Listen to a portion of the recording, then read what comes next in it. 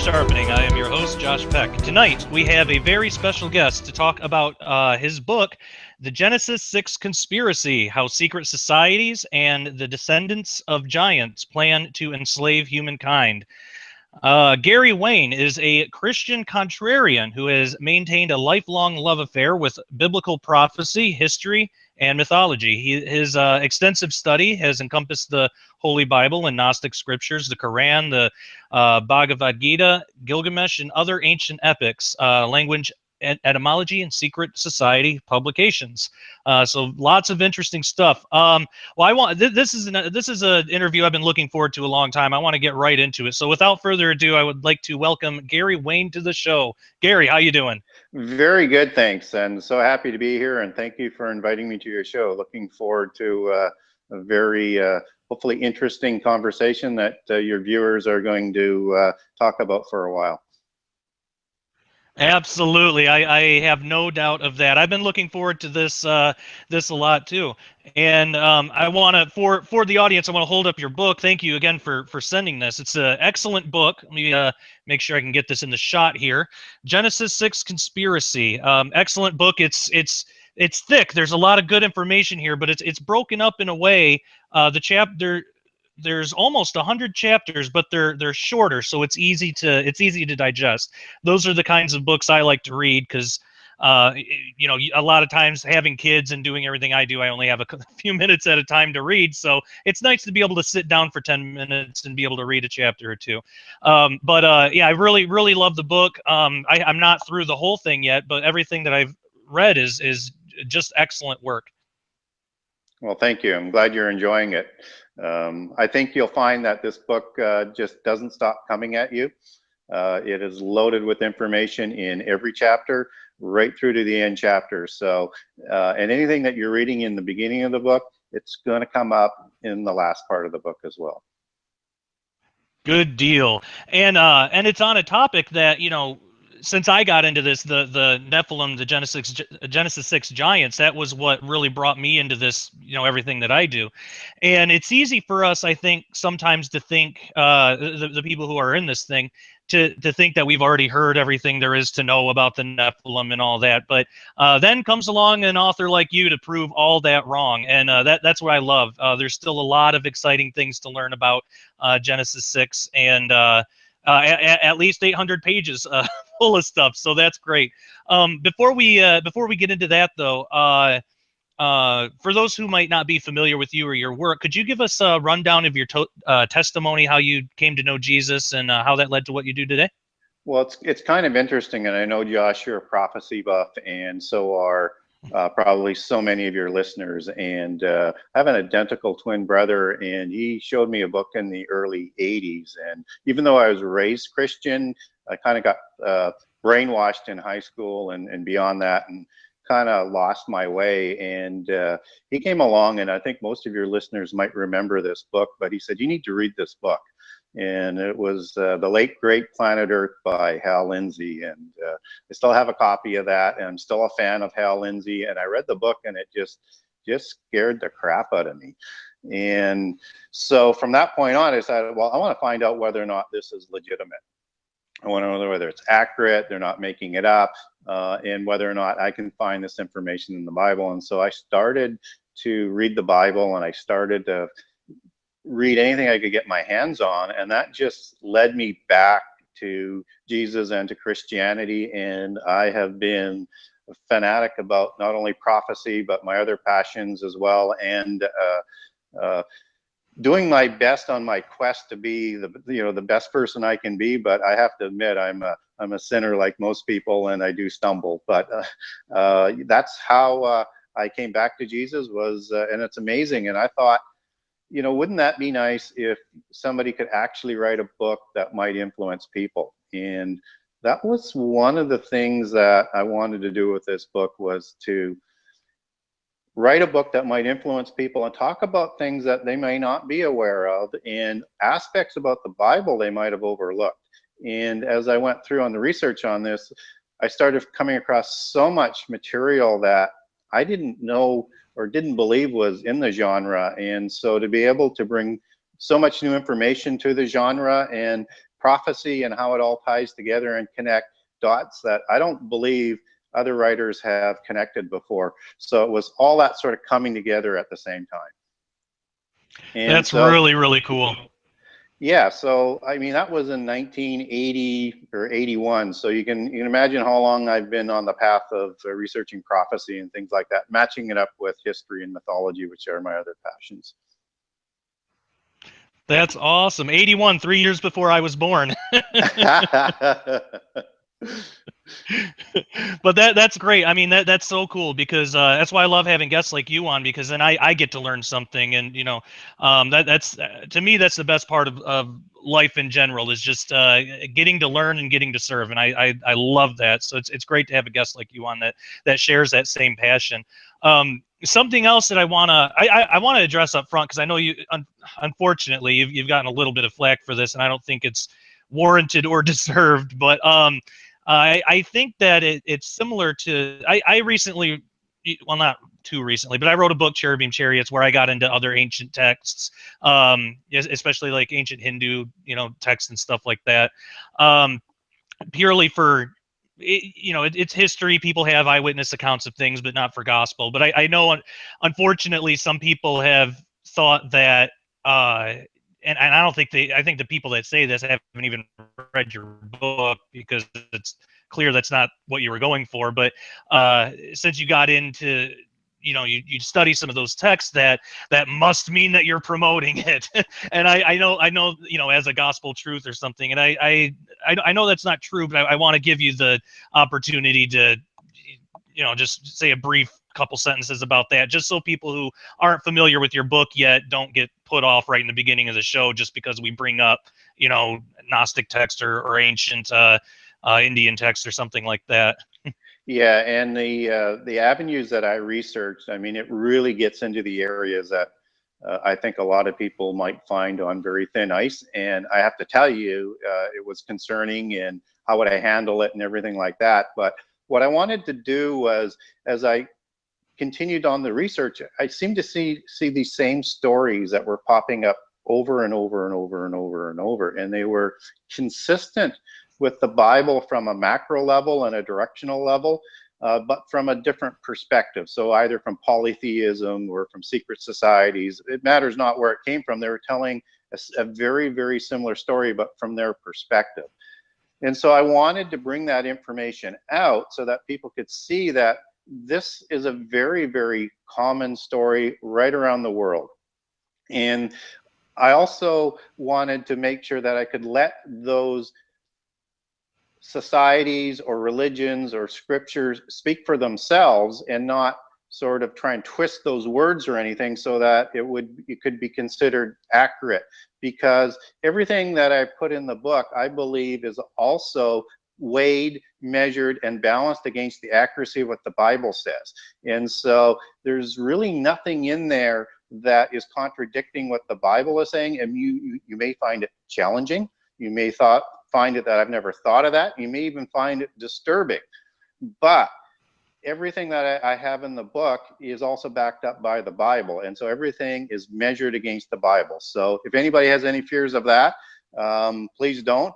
And if anybody has any fears that I lost my soul in reading some of those items, many of them were interesting, lots were not. But no, I remain a Christian 100%. And I'm so much of a contrarian, I'll go out of the way and say that if somebody has read the Quran and is Muslim, I don't understand why they didn't become Christian after reading the Quran. It's mind-boggling. Right. It's absolutely mind-boggling, and that's the message of the Quran. So again, I'm not going to support Islam here in any fashion, or the fascists or the religion organizations. But what I will say is that all that, reading those other religions, it just made me more of a Christian, more sound in my beliefs. There is nothing that I'm transposing from those beliefs into my beliefs. I just use them for context and to demonstrate that there's a very common narrative out in the world that I think people need to learn about. Yeah, and I totally agree. And I take that same stance when I look into other ancient texts as well. In my books, I handled it more, kind of like You know, I think that people had real experiences with real things, and they wrote them down. And I mean, especially in the Vedic texts, there's a lot of that. And in my book I focused on Vimanas and stuff like that. But you know, we can accept that people had experience with things and beings. We don't have to say that they're God, or that they're, you know, that they replace God, or, you know, we don't have to go that far with it at all. But just accepting that these may not all be, you know, fairy tales in the sense that somebody just sat down and made it all up. You know, I think people actually had real experiences with things, and they just probably didn't interpret it right. But you know, and we can look at that, and like you said, we compare it against the Bible to get the correct interpretation. So, but yeah, I love your research style and the way that you approach this book. And but yeah, I wanted to get that out of the way just in case anybody read anything on, you know, Amazon, or if they read what the book was about, and, you know, I didn't want anybody to be scared off when they read like Islamic texts, or, you know, anything like that. So I'm glad that we got we got that. Now the book is called The Genesis 6 Conspiracy, and at about 800 pages, it's quite a book. It's fantastic. Can you give us a brief summary of the book, like what led you to write this? Well, a brief summary of the book is the Genesis 6 Conspiracy is a 6,000 year investigation, a connect the dots investigation into how secret societies and the Nephilim and the mystical religions that rose around the Nephilim and the secret societies and the ancient knowledge partnered to bring about the first apocalypse known as the flood. How those three organizations and descendants of them crossed the flood, how they affected things like Babel and Sodom and Gomorrah and the conquest, and how they imprinted our history all the way to the present time, what they're doing today, and how they plan on bringing about the end time, inclusive of the universal religion, world government, and the Antichrist. Awesome. Yeah, and that's all stuff that I know is right up my alley, and most, if not all, the audience of this show. You know, what's really cool about this book too is it brings up a lot of really unique elements. And that is kind of rare on the topic of the Nephilim, because so much has been written about it. But you do a really good job. Can you go through some of the more unique elements, and what the audience can expect to find that's unique about your book as compared to some of the others that might be out there? Well, first of all, I think that people will be very, very surprised. Maybe not all, but most will be surprised that whether or not you're talking about Freemasonry accounts from before the flood, which they have an extensive record of, whether or not you're looking at Greek mythology or the Vedas and the various holy scriptures out of India, or the Popol Vuh from the Quiché Maya and the Aztecs and the Central Americans. It doesn't matter where you go around the world, they all tell the same story, what happened before the flood.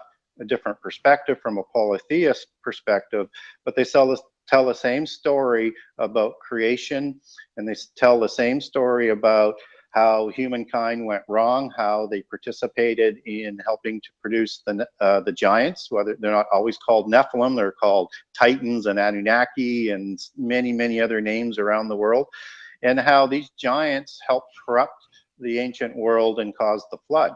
And so I think that's one of the first unique testimonies that it brings together for a lot of people. Some of the other unique things is that this is a conspiracy that has been going on since before the flood, and is the same conspiracy and the same organizations that have worked throughout history and are working today. And they all tell about this complete conspiracy all the way through the 6,000 years. And none of this is, I think, documented or connected. And what I particularly do is I bring in how and where mysticism arose, how it crossed the flood as well, what its relationship is with the giants, and when we get into the giants, and in particularly the giants, it's the descendants of the giants. It's the bloodlines of the giants and how they have survived, at least from their perspective, how they've survived. And the bloodlines that produced the royal houses that, again, have kept their genealogies throughout all of history and prehistory, producing all of the major royal families around the world and how they still control the world today. And so if that is of interest, people, and how those bloodlines are related to the modern versions of mysticism, whether we're talking about Gnosticism or New Age or Theosophy or Eastern religions, or about modern secret societies like the Illuminati or the Rosicrucians or the Bilderbergers, or, you know, all of these different groups that they spawn, I think your readers will find this a very interesting read. Yeah, absolutely. One of the most, you know, in my discovery of the Nephilim and study into Genesis 6, when I really first started getting started, is how much important information is really in those genealogies. And, you know, when we go to Sunday school and church, we usually just skip over those. I've never heard a sermon when I was I grew up Baptist, so when I was going to the Baptist church, I never heard a sermon on like the genealogies of Genesis or anything. But there's a lot of really important information there. And something that I want to ask too, you talked about a connection between mysticism, secret societies, and the Nephilim. What is the connection? What do those three have in common? Well, let's talk about that. So everybody knows in the Bible we begin with Adam and Eve, and what secret societies and mysticisms and these other religions believed is that they received information from heaven, whether that was legitimate information or illegitimate. But they believe it was legitimate information from God while they were in Eden. But after the banishment, two branches formed, one being the branch of Cain and one being the branch of Seth. And that Cain took this message, and through his first son Enoch, they corrupted these sciences, and they added to it other information from the dark angels and created religions around it to secret this information that seemingly they developed to levels of unbelievable proportions, and to such proportions that they felt it had to be kept secret for two reasons. One, it might destroy the world. Two, they didn't feel that the mundane average human being was worthy enough to have that information. And so they initiated societies and have done so ever since. Yeah, definitely. I want to, as soon as I can stop stuttering, I want to backtrack a little bit. You said something about sacred sciences, and Yes. that's a point that I found really intriguing in the book. What are the seven sacred sciences, and can you go into that? Yeah, basically everybody's going to be fairly familiar with those sciences, and it's geometry, which is the fifth science, commonly known as masonry within the craft. It's astronomy, it's music, it's science in general, it's the arts, it's basic human knowledge that's broken down into seven, and arithmetic, obviously, into seven different groups. But it's what they were able to do with this knowledge that is the scary part. And they actually believe that they built the pyramids and other monuments like that around the world before the flood, and that they took this society to a level probably similar to in technology to what we have today, and maybe developed in different areas and a little bit differently right now. And so they believe it is the secrets to the universe. And so when you hear about it today, it's the seven liberal arts, and you'll hear that through Greek mythology as well. It's the same sciences, but it's what they did with them that's really important. Yeah, absolutely. What the Nephilim and flood narratives of Genesis 6? How are those connected to other giant mythologies of giants throughout the world and polytheistic religions around the world. Why are those testimonies so important to this type of research? Well, it shows that this is just not a one-off story in the Bible, and it was so important that it was recorded and part of the memories of all cultures in the world. So something that it's like the great one world myth. It's our common legacy and heritage, and it's like the ancients are whispering to us that we need to go back and learn about prehistory. What happened, what caused the first apocalypse, because as we all know, or most people of prophecy know, that the end time will be like the days of Noah. And so I think when our Messiah says, learn about the days of Noah, we ought to take that with the veracity and importance that his words speak to, and learn how that's going to be important to bring about the second apocalypse, this time by fire. And so if Nephilim and secret societies and mysticism was a big part of the first apocalypse, they're likely going to be part of this apocalypse.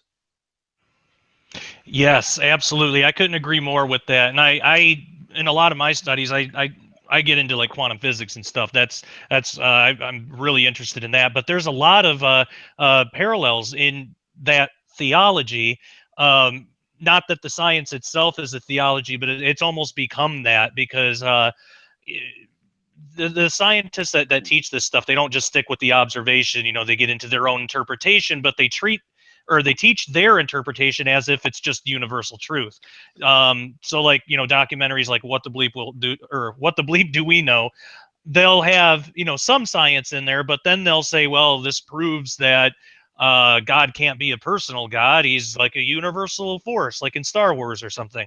Right. And they'll try to say that, the science says that. So, I mean, we're almost getting into this, new mysticism, or really new age nowadays, in science, and it's progressing more and more like that. And that is something I want to touch on as well. But before let's talk a little bit just quickly about one of the things that one of their sciences that they developed afterwards to help guide and control. So reason over faith, as they like to refer to it as, reason over knowledge. And that is the art of philosophy, which they believe, and it's actually part of their religion. They've just called it a science.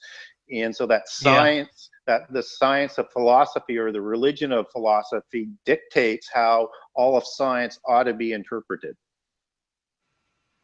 Yeah, and we see that a lot nowadays. It's really rare, probably near impossible, to find physicists that, for one, makes any sense. It's almost like they speak a different language. Yes. but that can actually separate the philosophy from the actual findings. I mean, a really big example of that was when the Higgs boson was discovered, and it was called the God particle. And the particle itself, I mean, it's an interesting particle, but it has nothing to, the only thing that it has to do with God is what every particle has to do with God, in that he created it. It's not proof of God. It's not proof against God. It's not, it's not anything in those regards, in a philosophical, way of thinking. That particle is not anything special to the other particles. Now, scientifically speaking, it's phenomenal. It's an important discovery, but it got that label God particle. So when that came out, there were a lot of Christians thinking it was proof of God. There were Christians thinking scientists were making fun of us. They didn't really know what to do with it. Unfortunately, that's what happens when philosophy gets mixed in with science. Sure. And people should not find this surprising, because if you look at the rise of modern education and modern science, it goes back really to the birth of the Royal College in England. And the Royal College, also known as the Royal Society, is also known as the Invisible College. And this society, this organization, all of the education institutions still report to today as the parent organization. It was formed by the secret societies. It was formed by Rosicrucians and Freemasonry to pay tribute to the great architect of the universe, which is another name they use for Lucifer. And so if And I'll cover that off in my book as people get deeper into the book. So we should not find this surprising. We should not find it surprising that science is inundated with symbols. Let's say the medical association with the almost Hermes motif with the snake around the what they would call the tree of Eden in their belief system, or that there are initiations or things that they swear to, whether you're in engineering or whatever. This is all part of the same belief system. So people being educated there are being brainwashed with a philosophy which is actually a religion. Yeah, absolutely. I couldn't agree more. And as much as I love science, it is becoming, and really, I think always has been to a certain extent, a religion. And it's kind of it's unnerving the directions that it's taking nowadays, and the way that they justify some of the things that they're doing, especially in like transgenics and the transhumanist movement and things like that. They're doing some of the most ungodly things based on their own man-made philosophies that has no real bearing on anything outside of themselves. Well, so yeah, I definitely, yeah. And all of that is just another form of the Nephilim doctrine, whether or not it's a new man by bioengineering, or new man by genetics or DNA manipulation, or fallen angels copulating with women to create hybrids, or DNA manipulation by aliens, or aliens creating hybrids. It is the same philosophy, and it is the same philosophy that they were trying to do in Germany with the new man and the super race, because it's the same belief system. And again, I'll spend a complete chapter on the Third Reich and lay that all out for people so that they understand it's the same story and the same belief system and the same end goal. The Third Reich was about bringing on 1,000-year reign, just as a copy of the millennial reign in the Bible. And the New Age that they're trying to bring about is another millennial reign as well. It's just they believe that they're going to win the battle, and they're going to have their belief system as opposed to the Christian belief system or the Jewish belief system or monotheism. So again, it's really important to learn from history, and I think that's the message of the Messiah. Yes, I couldn't agree more, and especially with what happened in Genesis, all this brought the flood, and so if we were to learn from history, we should see that something like that, this time by fire, and that brings up an interesting question too. I think anytime we do like a Nephilim show on the Sharpening, I always ask this because I'm always interested to know what people think, because it's a big mystery. I think I've heard about 3 pretty good theories about it, but I'm curious what you think. How do you believe that the giants or the Nephilim survived the flood? Because we see that they make a reappearance. The 3 main views that I've heard is that somehow the genes survived on the flood, maybe through one of Noah's son's wives. The other one is that the fallen angels came down and did it again, or multiple incursions. And then the other one is there may have been some sort of genetic tampering, or after the flood, because the world would have been littered with bodies of dead giants, we would assume. So maybe they manipulated the genes and cloned them or something. What do you think? Any of those do you think are possible, or do you have a different idea? What's your opinion? Well, I'm going to cover that in the book and in significant detail. My gut feeling is that giants did survive the flood, and I'm going to go into that into the book and explain that. I do leave open the possibility that there was a second impassioned violation against the laws of creation, and so they were created afterwards. That's certainly possible, because if you read Genesis 6, you could interpret it both ways. They either survived the flood or they were recreated afterwards. And so that, to me, is pretty speculative as to how that happened. And so I wanted to be able to try and answer that question. And so if we're talking about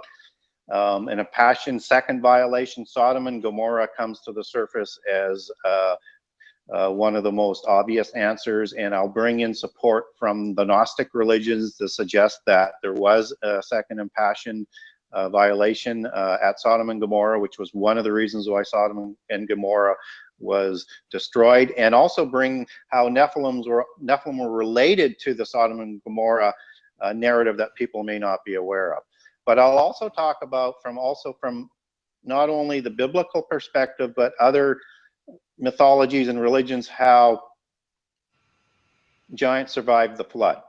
And most people believe that nobody survived the flood, except that, let's just start with Og as an example. And if you look at Deuteronomy 3 or Joshua 12, he was noted as the last of the Rephaites. Well, that's not possible, or the Bible is in contradiction. And I don't believe the Bible is in contradiction. And so Jewish mythology believes Og did survive the flood and have a lot of legends. Lewis Ginsburg writes great legends from the Hebrews, and Og is one of those prominent figures in there. So that's certainly one possibility. And why wasn't he the last of the Rephaites? Well, even when we get into Goliath, and I'll connect Goliath to being Rephaite and being a Nephilim, is he was considered a Rephaite at that time. And because Og wasn't killed at that time, there's a lot of speculation that he was actually a descendant or an ancestor of Goliath.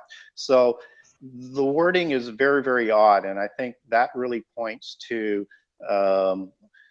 one suggestion that giants survived the flood, as Unger's Bible Dictionary suggests that Og was also a survivor of the flood. And let's remember that Og had a brother named Sihon, and so that means he survived the flood because he was a brother, if that's the case. Then we get into all of these other anomalies in the Old Testament of unaccounted for peoples. The Rephaites or the Anakites, the Zamzonites, the Avites, all of these different people that are not in the Table of Nations. So why are they not in the Table of Nations? We're led to believe by standard Christian dogma that everybody who survived the flood then begat from either Noah or his 3 sons. Well, these names are nowhere to be found. And then there's other peoples, not only than the giants, but there's the Hittites that are thought to be giants as well, and the Hivites and the Horites. Where did the Horites come from? They are in the Table of Nations with the descendants of Esau, but those descendants of Seir, they come out of nowhere. Who is Seir? He is just inserted. How is that possible? I know it makes sense, and I'll cover off the connections to Seir and Esau as I go through the book, and particularly at the end of the book, but they just come out of nowhere. And then there's peoples like the Gershites and the Girgazites and the Kenizzites and the Kenites. All of these people come out of nowhere, and of course the infamous Amalekites. And I'll spend a lot of time on the Amalekites as well, tracing them back to being people that crossed the flood. So I think it's quite possibly both. Yeah, it makes a lot of sense. It very well could be. Yeah, and I agree with you. There's no, I don't believe there's any contradictions in the Bible either. So whatever the answer is, it should, flow through the whole thing. So that's why I'm always interested about that, to get people's take on it, because it is a big mystery. But yeah, it very well could be both. It makes a lot of sense. Well, and so I think yeah. Just sorry to interrupt. I don't think when I say that the Bible doesn't contradict itself. What I'm also saying, though, in tandem with that is that the Bible adds more information as you go. And yes. So you have to be careful that just because it looks a little differently, if you look in the flood narrative, for example, and everybody thinks that all the animals, 2 of each kind, were taken. Well, all of a sudden then you read there's 7 of the clean animals taken. Well, that's not a contradiction. Yep. That's just additional information that's telling more about the story. And clearly the Bible can't be in contradiction if it says the Nephilim were both before and after the flood. Yes, absolutely. So what kind of impact did the giants have on the post-flood world? Well, we learn very quickly in Genesis that an incident at Babel happened. And in that incident, there's a city being built, and there's a tower being built, and we're also told something very, very odd. And that odd statement is that if working as one people with one language, there's nothing that they can't do. To paraphrase it, what is all this referring to? This is referring to the partnership between Nimrod and Hermes in the 7 sacred sciences, in the mysticism, and the rise shortly after the flood, and their partnership with Nephilim. And so this is a very, very important story because, again, it has so many allegories and inferences that are going to come about in the end time. So to me, it's very important to learn about prehistory. And so what happened right after the flood is you have Nimrod, who some people think was a giant. I'm going to make the case in the book that he's not, because Nimrod is in the Table of Nations in First Chronicles and Genesis. But his descendants are not. So now that's suggesting to me that he probably married into the Nephilim bloodline, and therefore his descendants were not listed thereafter. That's my rationale for that. But they partnered together to reestablish all the awful things that took place in prehistory. And then they also imprinted on Sodom and Gomorrah, as we talked about. But more importantly is after Babel, Nephilim, who were the kings and the potentates of the old world, usurped the kingships in the new world. And so in Chaldea, in Egypt, in Seir, with the Amalekites, the Mitanni dynasty, the Hittites, and all of the kingships around the world, they usurped. And they continued to survive with these dynasties, and they have impacted all of our history while partnering with mysticism and these sciences. And they continue to influence our world today. And these bloodlines from Nephilim survive today. And I'll make a case as we go through the book that I'll give good guidance to that these bloodlines will be the bloodlines of the Antichrist, and narrow that down to the families that will likely present the Antichrist. Yeah, that's something that I've thought for a while too, that the Nephilim bloodlines are have a connection there, definitely. A really interesting thing that I love that you got into this in the book. How are dragons, fairies, and snakes connected to the descendants of the giants? Yeah, that's a very good question. And so in so many ways, and I'll try and explain some of it. So first thing I want just to underline, and everybody subconsciously knows it, that there are serpent images, cobra images, viper images, snake images in every society. And there's also the dragon. And people, and we're taught today that there's no evidence for the dragon. But it's very odd that you have this common sort of world myth that's everywhere, every continent, every culture knows about dragons.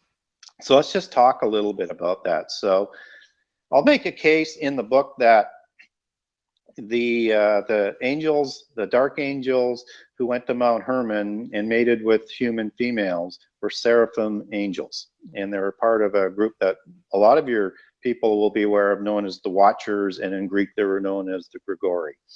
Well, seraphim angels, not only some references in the Bible, which only seraph is in the Bible in Isaiah, refers to snakes.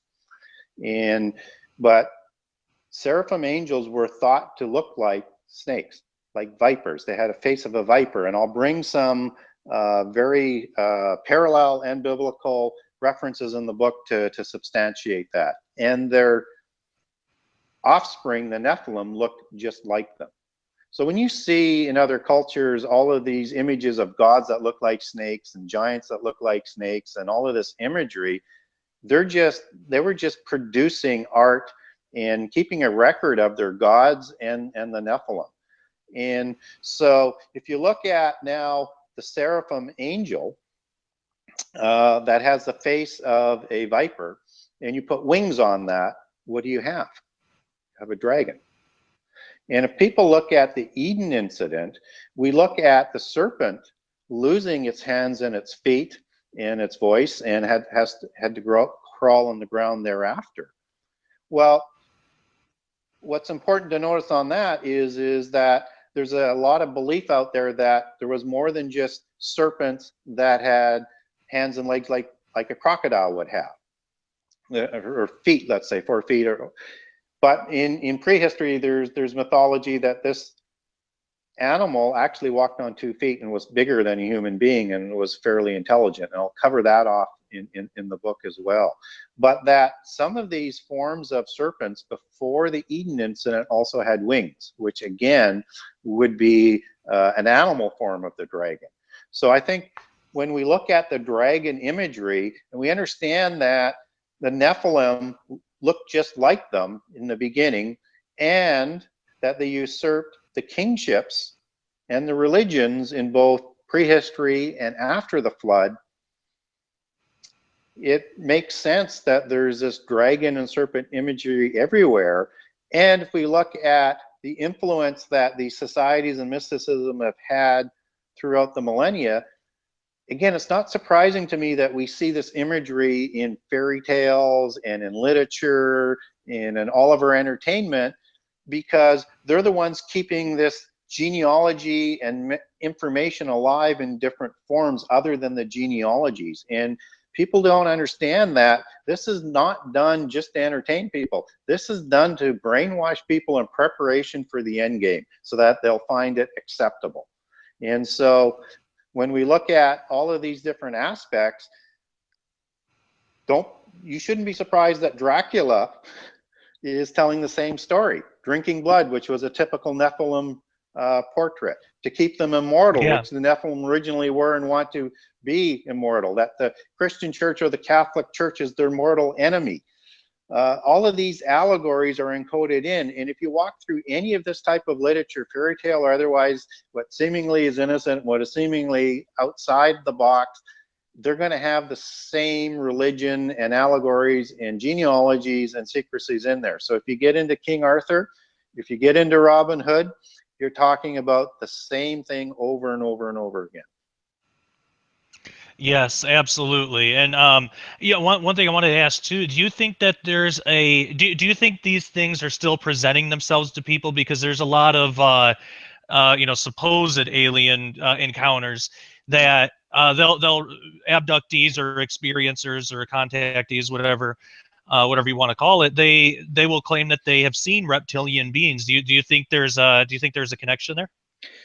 Well, there's definitely a connection there, whether or not these are shape-shifting beings or not that would just take a human form. I guess that's possible. That would have to be fallen angels, in my opinion, who in a lot of beliefs have the shape-shifting capability. And I guess if there's really only one biblical reference where I'd say two, where that could be. One would be as if Lucifer, Satan, actually morphed into a snake to go into Eden. And the second one would be at the destruction of Sodom and Gomorrah, where the angels that were sent, the 3 of them, looked like human beings, and Abraham did not realize they were not human beings. So there's a belief that in the physical world they can change their form, and they can also change sex, which means that they could have produced, let's say, a more angelic type of Nephilim that would be the lower gods in the polytheist pantheon, because all of the pantheons are the same, all comes from the same belief system and the same dark angels. So that can answer sort of that aspect of it. What was the question again? I got on. It was about the. So, yeah. Oh no, that's been. I say a lot in the show. If this wasn't called the Sharpening, it would be called the Tangent, because the show has me as a host, and that's what I do. So that's total. I think he answered it though. It was about the reptilian race. Oh, okay, yeah. Aliens. So there's another aspect I wanted to go down on that. Thanks for putting me back on track. So let's bring in the fairy equation. Yeah. And so I'll talk about fairies in the book significantly. And again, it's one of those things that comes up in all sorts of literature and entertainment. And again, for everybody, understand that that's there for a reason. And so in the fairy mythology, there were 4 different kinds of fairies. And so if you're into Tuatha De Danann and Celtic mythology, some of this is going to be fairly familiar with you. So there are the opalescent fairies. that came to this planet from somewhere else and rebelled against God. And so they are translucent. You can sort of see through them, and they're a shining being. And then they produced another fairy through mating with human females, and they became the earthly fairies, who were shining beings as well. And for people that don't know, the original Nephilim, their eyes shone. They actually glowed, and it was part of what made them scary.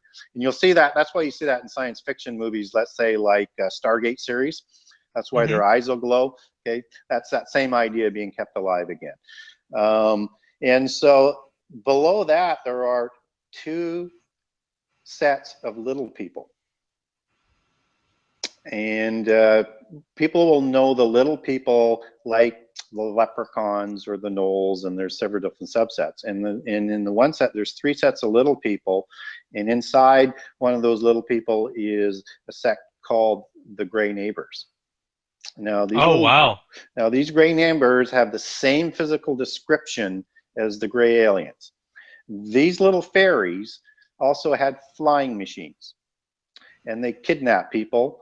And they were looking to reproduce with them to regenerate their gene pool, and they did other scientific things, and then they would return the people, and the people, it would say in fairy lore, after a fortnight, so let's say about 40 days, as I recall, a fortnight, and they would not have a memory of this. So I provide a description of fairy abduction in the book. And I think people find it startling as to how close it is to the aliens. So I think there's a connection in this all the way through. I know a lot of people believe that aliens are demons or fallen angels with that shape-shifting capability. That's certainly a possibility. I'm thinking that these little beings have been around since prehistory, and they also somehow survived the flood. Because again, in fairy mythology, you have these portals called knolls and mounds and fairy mounds, and in the Grail lore, the ladies of the lake protect the entrance to the portals to the other world. And in the alien mythology, many believe that UFOs come through these portals. So there's a direct connection in here all the way through. I think demons are here. They're the bodiless giants, where they're of the immortal first generation that weren't permitted into heaven and didn't go to sleep, and they continue to possess people and cause mayhem. But I also believe that these little people could possibly be beings that survived. And if you look at Tolkien's Lord of the Rings, and you see all of these little fairies and elves and things, it's quite a big part of the different sort of races that are in that story. And at the end of Tolkien's trilogy is these people are seen going away on a boat because it's the time of humankind. And that, again, is telling me that they're telling us messages of prehistory that they want to keep alive, that the people that they've enlightened or illuminated or educated or whatever know exactly what they're talking about, that somehow these beings also survived. So that's my take on it. Wow, that's really interesting. That yeah, you just kind of blew me away there. That's I've actually never heard that before, the connection with the fairies and gnomes and things. Yeah, that's really interesting. That's something I've always been interested in, was some of these cryptozoology. I can't even say that. Cryptozoology. Some of the some of the things that eschatological. That's another one I have a hard time I won't saying. even try that one. Always been really interested in that, and we even, the last episode we did on Bigfoot possibly being an extra dimensional, angelic or fallen angel being, we got into some of that. So, but yeah, that's an area of the book that I love that you got into. I've always been interested in that, and it really does make a lot of sense. Yeah, go ahead. And there'll be another aspect of the fairy. Not only allegory, but the fairy bloodline that I'm going to connect through in the book, in particular as we get into the last parts of the book. And I'll distinguish between the dragon bloodline and the fairy bloodline. And I'll show how those branches fanned out and how they've rejoined. And one is the male patriarch bloodline, which is the dragon bloodline, and the fairy bloodline is the matriarch or the female bloodline of inheritance. And I'll bring those together. Yeah, I definitely want to hear more about that, because you talk about the in the book the post-Diluvian dynasties. How did these how were the early dominant dynasties? How they affect our history to where we find ourselves today? Well, if you look at the main kingship dynasties that most people are aware of, so everybody's aware of the Egyptian dynasty, and so that's one major effect. Obviously, the descendants of Nimrod, and after Babel, where he went into Mesopotamia, into in basically the father of the Assyrians, father of the Persians, and so those dynasties grew up. And then within the Middle East, you have the Hittite dynasty, which was, disappeared, say somewhere between 1200 and 1400 BCE, depending on who you're talking to. And certainly the Philistines give them a good whooping as they expropriated their land in the Middle East. But the Mitanni dynasty was also a very familiar one, and these dynasties would intermarry to keep their bloodlines pure. And if they wanted to start a new dynasty, they had to make sure that they started it with an ennobled bloodline of a female. And so if they wanted to export a new dynasty somewhere, it would start with the matriarchy. Even though everybody thinks of the patriarchy as the dominant one, you have to keep in mind their belief system is both male and female. And it's all throughout their religions. When you look at it, whether it's Isis and Osiris, it's male and female, it's dualistic all the way through in every aspect. And so that has a very, very important. So these dynasties survived right through to the time of, the Greek Empire. And even the Greeks make, and I'll cover this off in the book as well, about Alexandra being linked back to giants. And the Greeks, it may be a mythology, and he may have been just a dictator that took over. But again, this whole thing dominated all of the major empires. And as these original dynasties kind of disappeared, I'll track through where they went to. And so if you look at the Egyptian dynasty, the last one that is of noteworthiness is the Amarna dynasty. And that's King Tut, and that's Akhenaten, and that's Skoda, and that's Nefertiti, and I think as other people will pronounce it. So why was that so important? Is because that dynasty disappeared, and where did they go? And I'll cover that off in the end of the book. But they didn't die out, or at least their belief system says that they didn't die out. So where did they go? These bloodlines survived to repopulate the dynasties in Europe.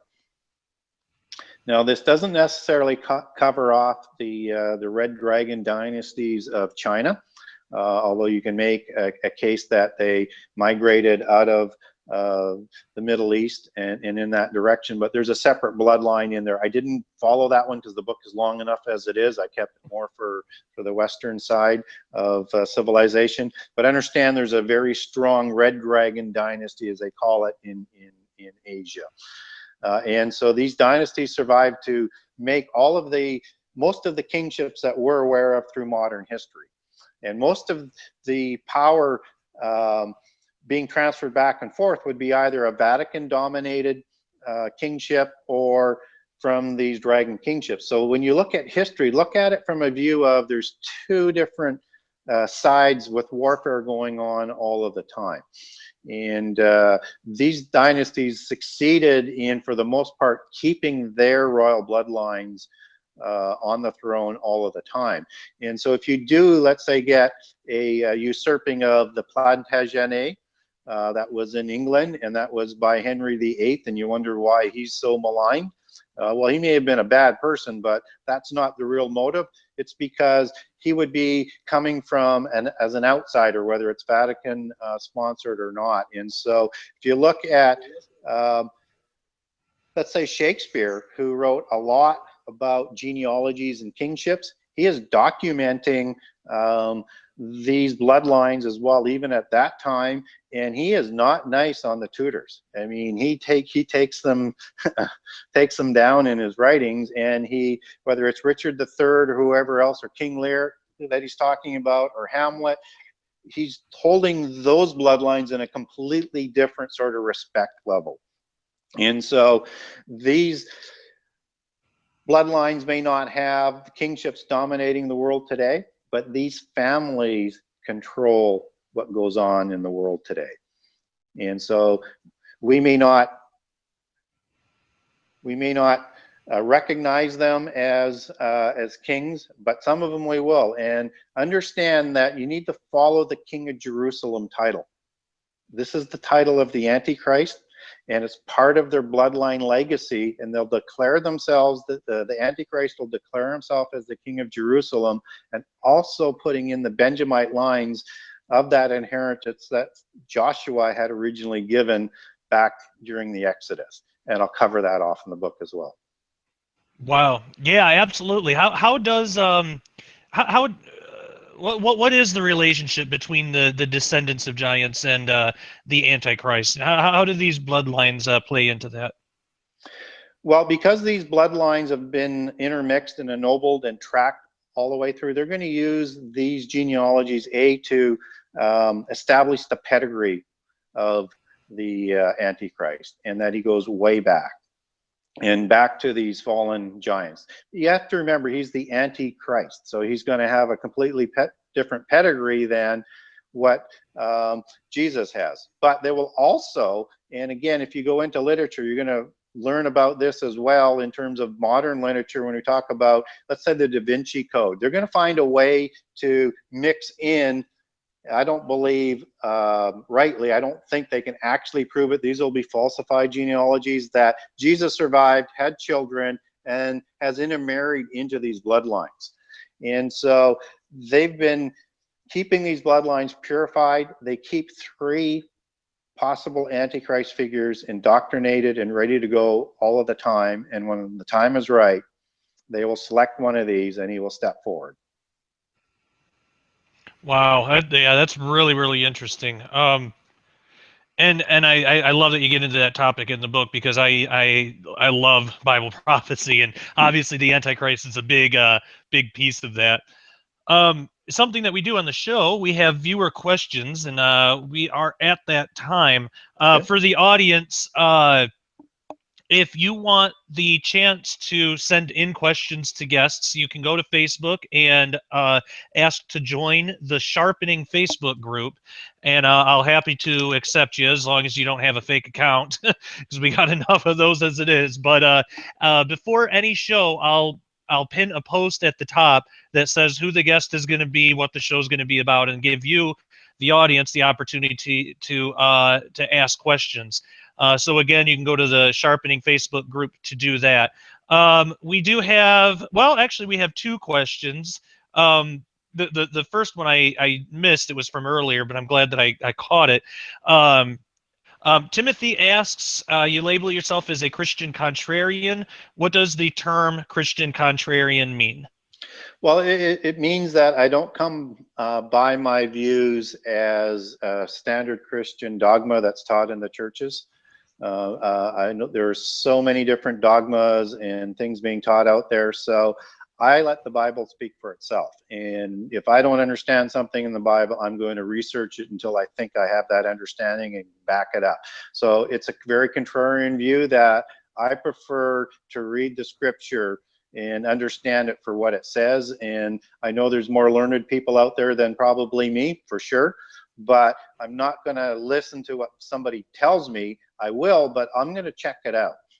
And if it doesn't totally add up, then I'm probably going to dismiss that perspective.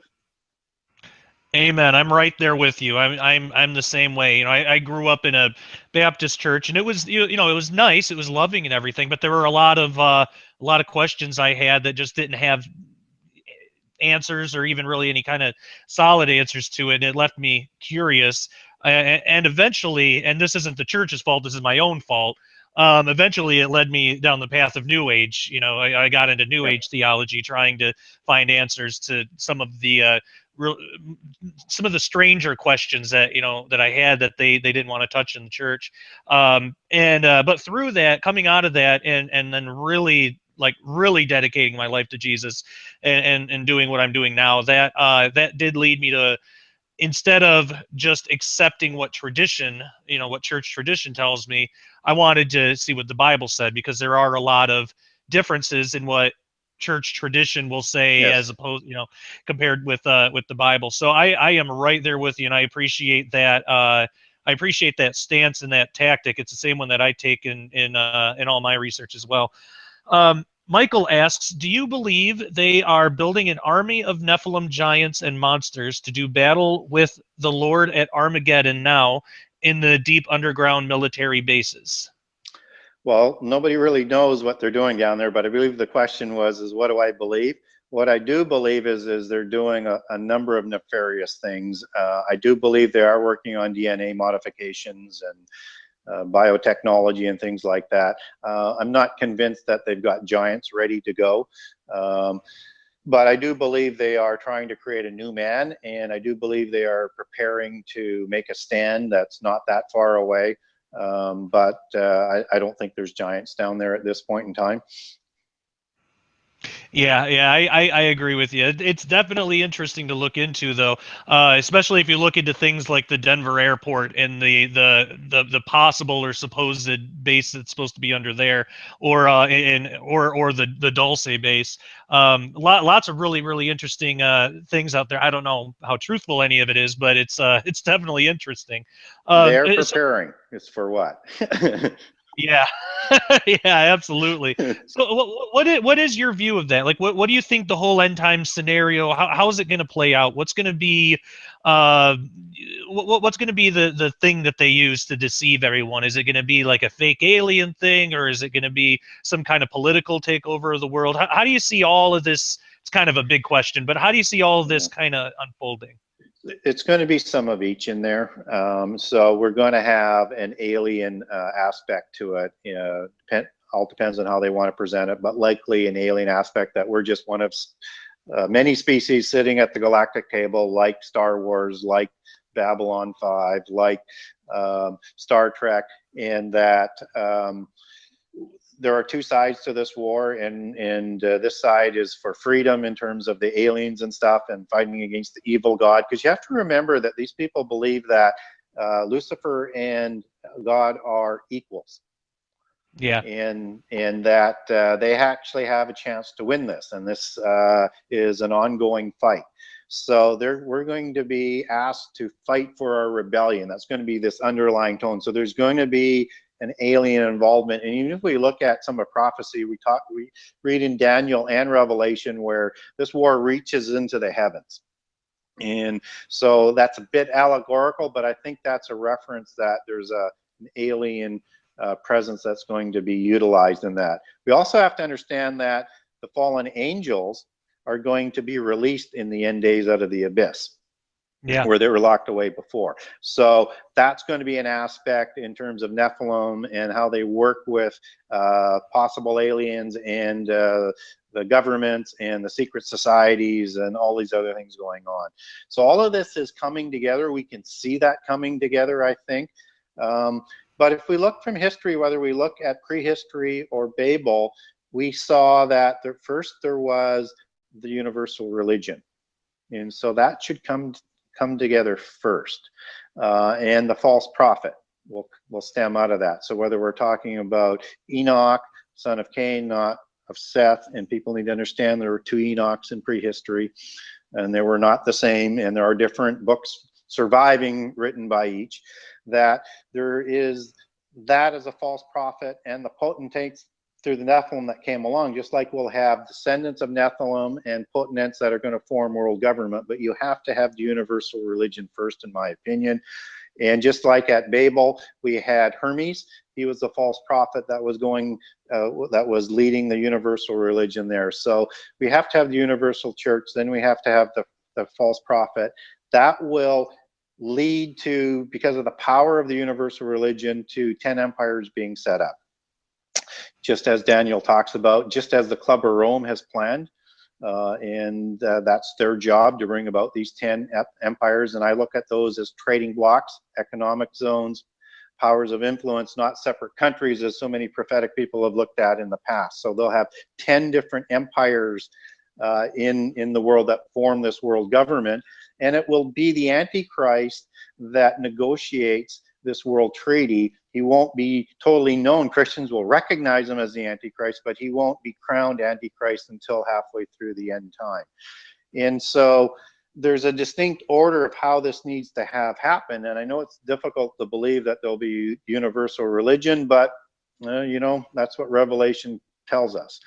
And that the Antichrist is going to rise that quickly to power, and he's not going to have to do it by war. He's just going to usurp at the middle of the tribulation 3 of those empires, and expect those to be the Western democracies, in my opinion, because he's going to distribute the plunder, which is another word for wealth distribution.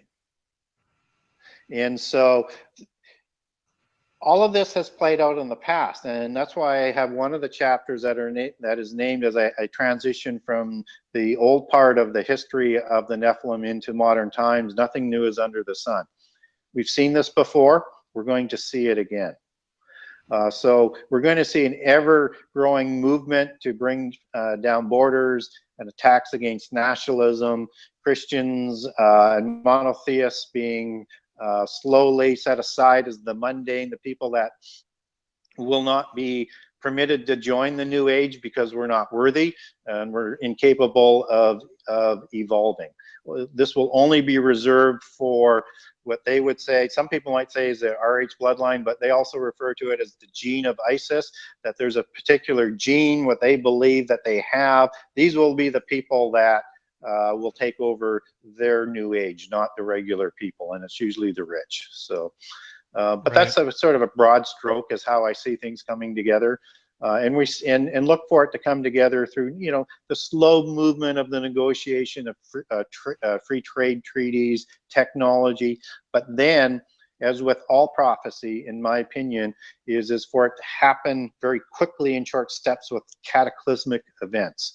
So you can imagine an economic disaster or other disasters that will unite humankind, nuclear war, but there'll be something that comes along that speeds the process up in a very short period of time. Yeah, I agree with you, and I think we're even starting to see that in our country nowadays. What do you think that that the one world religion is going to be? Do you think that it's going to be one of the religions on earth now, say Islam or New Age, that's going to rise and take over? Do you think it's going to be something else entirely? It's the old religion of Babylon, Babel, Enoch. They've got moles all through Christianity today. The Gnostics are everywhere. Everybody knows what's going on in Rome. Rome is going to be the center for this religion, and it will take a tribute out of every transaction that takes place. It'll be that powerful when it comes about. And so we're going to see some things that influence the Roman Church very, very quickly. If St. Malachi is correct in his prophecy of popes, then we are on the last pope. And incidentally, he's not only called the anti-pope, but also the black pope. And so if Malachi is accurate, and it's not canonized, I recognize that. But the black pope is the leader of the Jesuits. And we have a Jesuit who is the leader, and the white pope is the leader of the Vatican. So we have a black pope and a white pope leading the Vatican. But what also people don't know, anti-pope also means replacement pope. And so for the first time, we have 2 popes, and Benedict was replaced.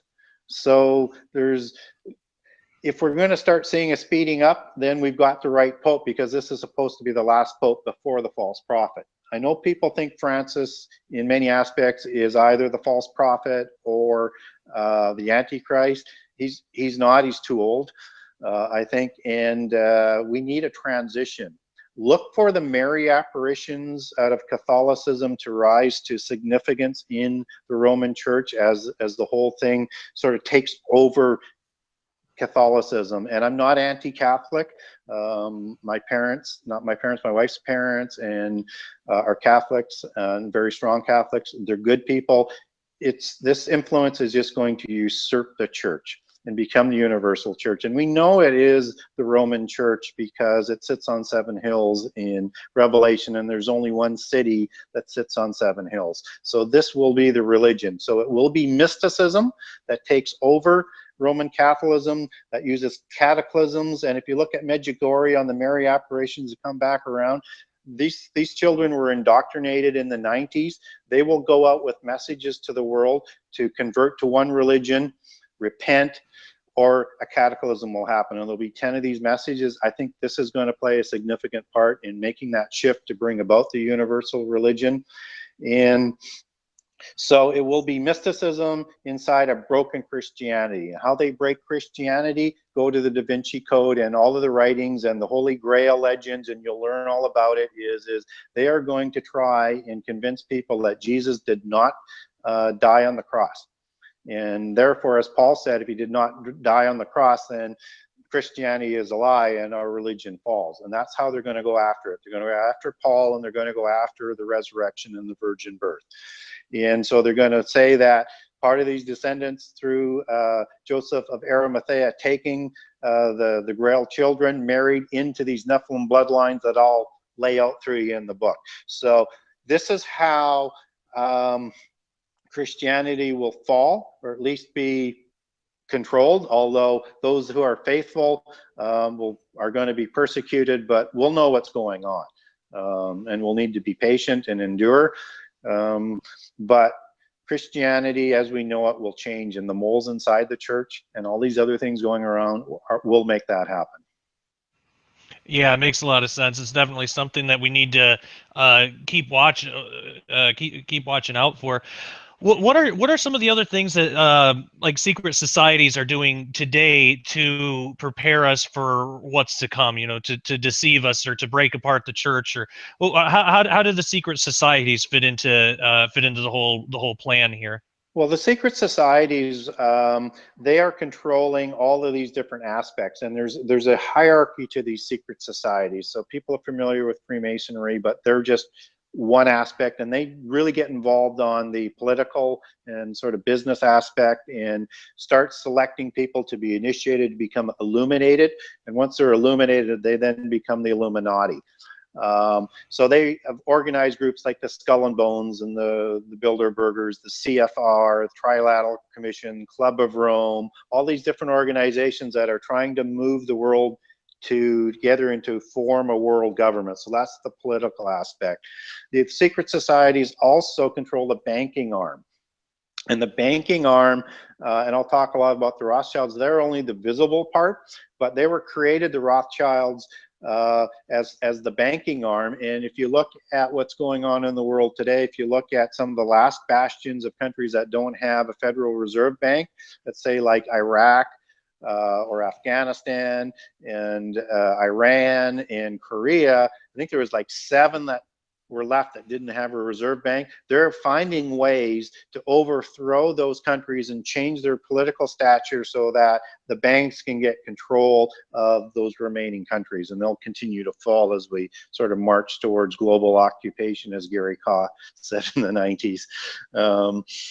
And so they are active. They have trust groups that influence all of our education. These are tax-funded trust groups, and I'll document this in the book, as Gary Kaw did, that fund the propagandizing and brainwashing of education and preparing people for the elite. So they're behind all of that with their soldiers.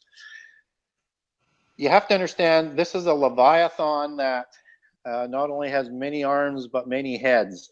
And I don't use that allegory lightly, because that's a dragon type allegory. They are everywhere. They are so well organized. They are moving every aspect. If you look at anything that's going on that can cross borders, for example, they're organizing it, and it's coming from the left. And it's coming from the left because that's part of their belief system. And again, I'll document that from that political aspect in the book, and the Nazis are a terrific example of it. And they'll brainwash people to the extent that everybody thinks the Nazis are right-wing. They're National Socialists. They've just been reinvented as these right-wing skinheads funded by these groups to make people think differently, because they're going to implement the same system. If you want to know what the end time is going to look like, look at what Hitler did. Yeah. It's going to be an exact sort of carbon copy of that, and probably including burning people. Yeah, I agree. We're definitely headed for dark times. But before we sum up the show, I want to give you the chance. If people want to know more about you or order your book, where can they go? Well, first of all, you can go to my website, www.genesis6conspiracy.com. On there, I've got a blurb on the 98 chapters. I left out the preface and the epilogue, so I guess technically I got 100 chapters in my book. There's on each chapter, there's a little bit of write-up on there to give you a flavor of what that chapter is all about. I'm also on Facebook, and I'm also on Twitter. And if you're looking for me, just to Google Genesis 6 Conspiracy, you're going to find me. It's available. The book is available in hard copy and Kindle format. It's available on my website for a personalized copy if you want it personalized or autographed. There's also links to get the Kindle version there. There's also links to barnesandnoble.com and to amazon.com. My book is available on pretty much all the online distributors of books around the world, including Fishbond, including Amazon around the world, and many other ones. It's also available through Christian bookstores. STL Distribution, it distributes my book to the stores. So if you want to go into your favorite bookstore, they have it. At least they'll have it available if they don't have it on the shelf. So it's fairly widely available. All depends on how much you want to pay and where you want to buy it from. Fantastic, and everybody should check it out. It's an excellent book. So to sum up the whole show, what would be the one main thing that you would want the audience to take away from this episode? Well, I would say two things. One is learn about history and prehistory so you can understand what's going to happen. And the second thing is pay very close attention to the imagery and the allegories and the types of beings and things that we're talking about in this book, because if you want to understand the times we're in, this imagery is everywhere. And it's also part of history, and it's there for a reason. If you want to learn about why what Cinderella is all about, you're going to get it in this book. You're going to understand why fairies are so popular, why trolls are in so much literature. It's going to tell you what to look for to decode the times that we're in. Fantastic. All right. Well, it looks like we're about all the time, but I want to thank you so much for coming on the show and telling us about your research. It's been an absolute blast. It's a great book, and I really can't thank you enough for coming on the show. Oh, appreciate it. Enjoyed our conversation. Invite me back anytime. This is a passion of mine. I just love to talk about it. Absolutely. We'll definitely have to have you back on. That would be great. That, again, was Gary Wayne, author of this excellent book, The Genesis 6 Conspiracy, How Secret Societies and the Descendants of Giants Plan to Enslave Humankind. I obviously highly recommend it. Gary's one of those authors, again, like I said before, that proves there is still more to learn on the Nephilim, and at least 800 pages. And again, don't let the large size of the book be daunting, or it's an easy to understand read. It's not complicated, and it's broken up into like Gary said, about 100 chapters. So each chapter is kind of like its own mini book, and it's just packed with information. You can't go wrong.